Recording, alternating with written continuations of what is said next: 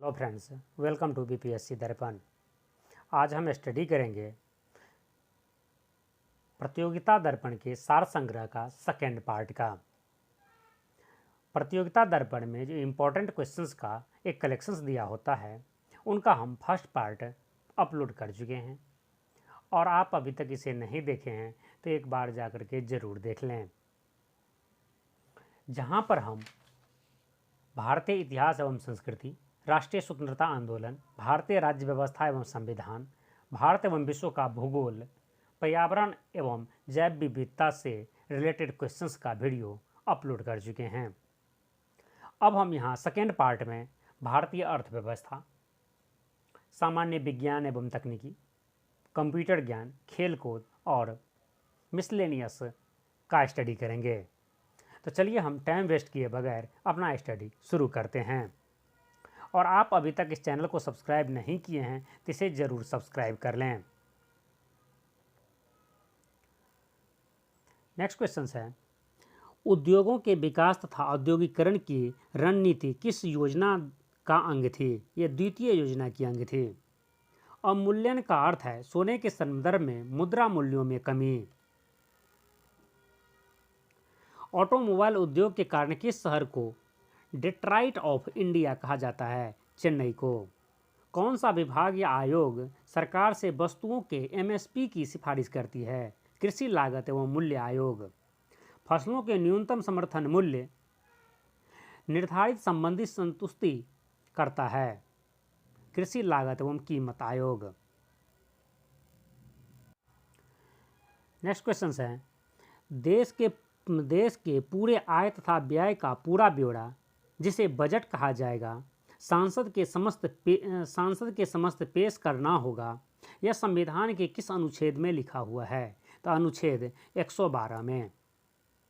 Doctor DR. Mehta की अध्यक्षता वाली समिति जिससे संबंधित थी वह एकीकृत ग्रामीण विकास कार्यक्रम सुधार से संबंधित थी। किस वर्ष को ईयर ऑफ ग्रेट डिवाइड कहा जाता है? 1921 को। खुला बाजार परिचालन रिजर्व बैंक में किसका अंग है? क्रेडिट नीति का।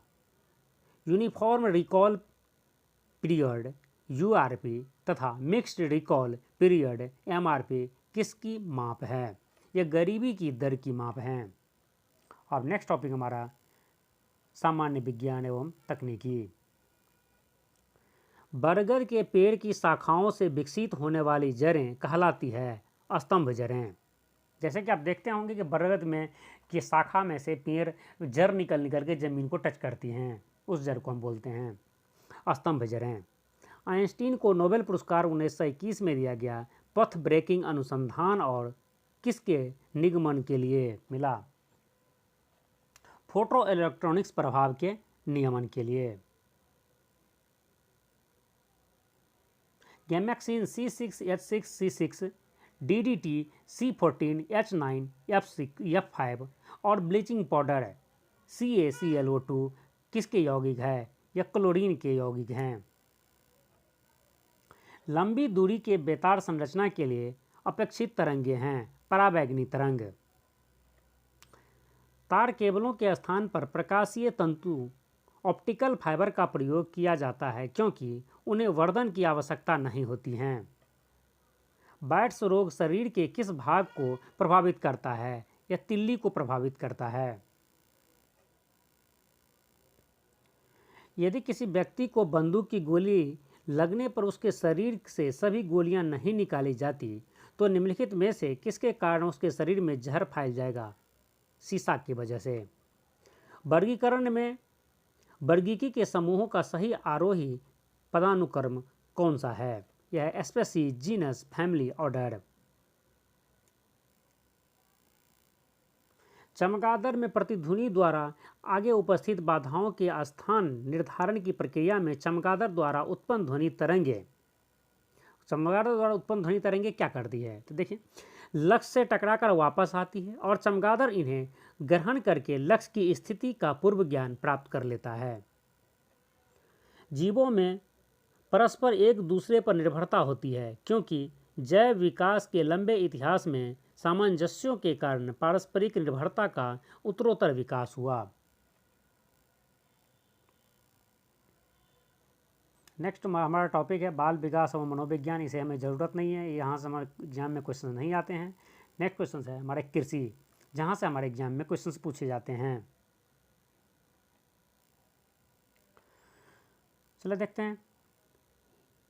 इकोर्निया केसीपीस है, यह एक जलीय खरपतवार है। वनस्पति की दृष्टि से केले का फल कहलाता है बेरी। गेहूं में शाकनाशी 2,4-D का प्रयोग करते हैं, बुआई के 32 दिन पश्चात है। लवणीय मृदा में विद्युत चालकता होता है 4DS बाय एम से अधिक, मतलब 4 DS प्रति मीटर या प्रति मिनट से अधिक।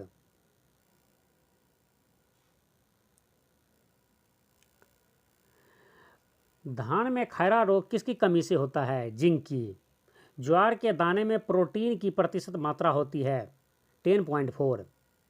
इंडियंस मस्टर्ड सरसों का वनस्पति नाम है बेसिका जुन्सिया। सीखा एक प्रजाति है अलसी की। आँख के साथ आँख मिलाकर बुआई की विधि संबंधित है गन्ना की बुआई से। गन्ना के खेत के चारों ओर सनई की फसल की कुछ पंक्तियां बोना कहलाता है रक्षक फसलें, जिससे गन्ना की फसलें को नुकसान न हो पाए किसी अदर पशु से या किसी अदर तत्वों से। नेक्स्ट है कंप्यूटर ज्ञान। विंडोज एमई में एमई से क्या शब्द बनता है? मिलेनियम। एक्सेसरीज जिस स्थान पर सिस्टम्स यूनिट से जुड़ते हैं उसे कहते हैं पोर्ट। ट्रेड माइक्रो क्या है? ये एंटीवायरस सॉफ्टवेयर हैं।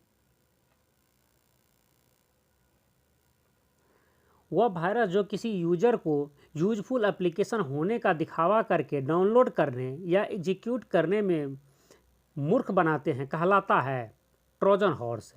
मतलब आपके इंटरनेट पर या आपके सिस्टम पर कोई ऐसा फाइल या कोई ऐसा वीडियो या ऑडियो दिखाई दे जिससे आपको उसे क्लिक करने पर मजबूर होना पड़े, इस टाइप की, जिसके वजह से वो आपको डाउनलोड हो जाए आपके में या आपको एग्जीक्यूट आप उसे कर दें। कहने का मतलब आपको बेवकूफ़ बनाते हैं।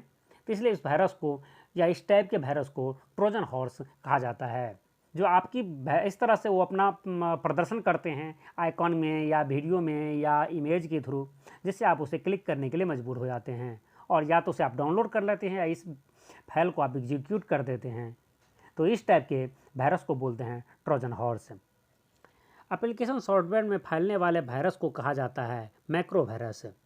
पहले कंप्यूटर वायरस का नाम था क्रीपर।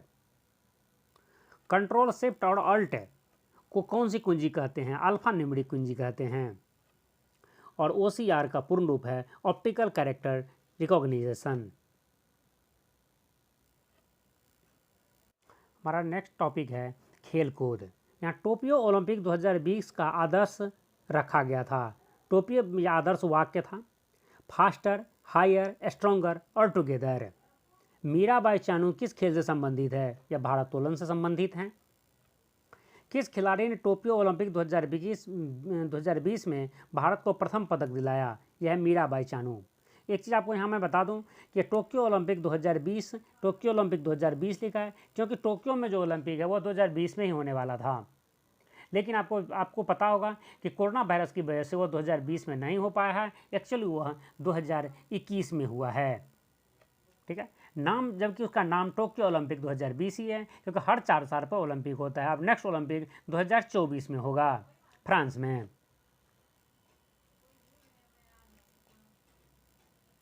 नेक्स्ट है कौन से नए खेल टोक्यो ओलंपिक 2021 में जोड़े गए? तो यह है बेसबॉल, स्केटबोर्डिंग और कराटा। कौन से खिलाड़ी टोक्यो ओलंपिक 2020 में भारत के ध्वजवाहक बने? मनप्रीत सिंह और मैरी कॉम। इस बार दो ध्वजवाहक होते, एक मेल प्लेयर एक फीमेल प्लेयर की।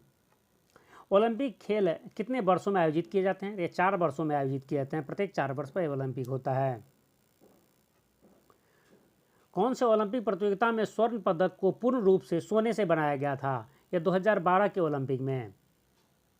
जबकि सोने की जो गोल्ड मेडल होता है उसमें सिर्फ सोना नहीं होता, कई अलग अलग धातु होते हैं। लेकिन 1912 के ओलंपिक में जो गोल्ड मेडल दिए गए वो ना पूर्णतः गोल्ड का था। यह भारत ने सर्वप्रथम किस वर्ष में ओलंपिक में हिस्सा लिया था? यह 1900 ईस्वी में, 1900 में लिया था।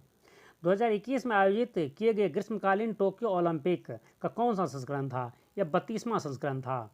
अब 33वां संस्करण 2024 में फ्रांस में आयोजित किए जाएंगे और 34वां संस्करण 2028 में अमेरिका में होंगे, जबकि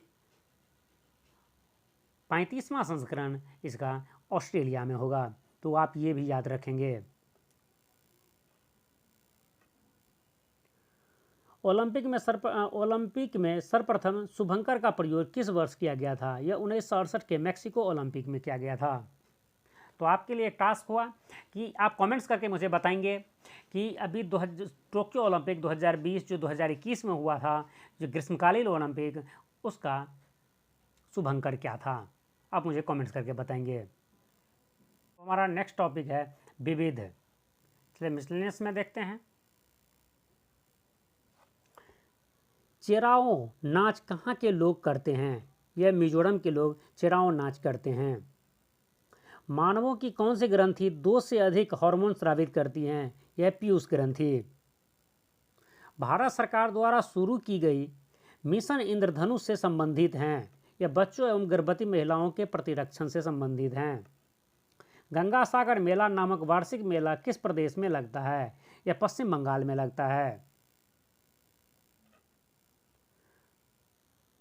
हुसरी और बिहुना किस प्रदेश के नृत्य के रूप में जाने जाते हैं? तो यह पश्चिम बंगाल के नृत्य हैं। भारत का सबसे बड़ा संग्रहालय कौन सा है? भारतीय संग्रहालय कोलकाता। भारतीय शास्त्रीय संगीत में ख्याल तथा तराना के संस्थापक कौन माने जाते हैं? अमीर खुसरो। करगम किस प्रदेश का लोक नृत्य है? यह तमिलनाडु का लोक नृत्य है। कुंभ मेला भारत में कहाँ लगता है? कुंभ मेला भारत के 4 स्थानों पर लगता है, प्रयागराज, उज्जैन, नासिक और हरिद्वार में। यह प्रत्येक 12 वर्ष पर यह मेला लगता है।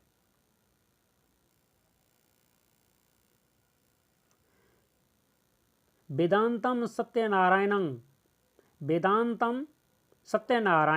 किस नृत्य के सर्वश्रेष्ठ गुरु माने जाते हैं? यह कुचिपुड़ी के सर्वश्रेष्ठ गुरु माने जाते हैं। यह वीडियो आपको पसंद आया हो, आपको उससे एडवांटेज मिला हो, आपको इस वीडियो से अपना नॉलेज इंक्रीज हुआ हो, तो आप उस वीडियो को ज़रूर लाइक करें, अपने फ्रेंड्स को शेयर करें, और आप अभी तक इस चैनल को सब्सक्राइब नहीं किए हैं तो इसे ज़रूर सब्सक्राइब करें। Thank you very much.